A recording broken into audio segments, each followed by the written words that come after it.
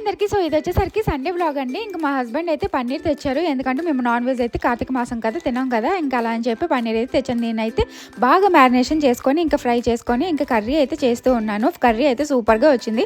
ఇంక పక్కన అయితే రసం అయితే పెట్టేశాను, అలాగే రైస్ కూడా పెట్టేశాను. అందరం కలిసి అయితే మంచిగా తిన్నామన్నమాట. సండే కాబట్టి అలాగో మంచిగా కుదిరేస్తుంది అంతా. ఇంకా మంచి తినేసి స్వీట్ కానీ చాక్లెట్ కానీ తినాలనిపిస్తుంది. మంచిగా చాక్లెట్ అయితే తినేసి నా కోసం అయితే గిన్నెలు అయితే వెయిట్ చేస్తూ ఉన్నాయి అనమాట.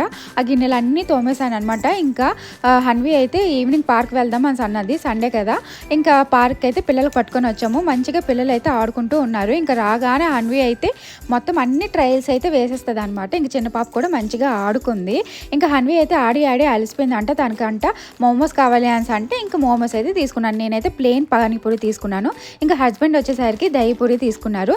ఇంకా లాస్ట్ టచ్అప్ అయితే ఇంకా ఐస్ క్రీమ్తో తినేసి ఇంకా ఇంటికి అయితే వెళ్ళిపోతున్నాము. నేనైతే కోన్ ఐస్ క్రీమ్ తీసుకున్నాను, మా హస్బెండ్ అయితే చాక్లెట్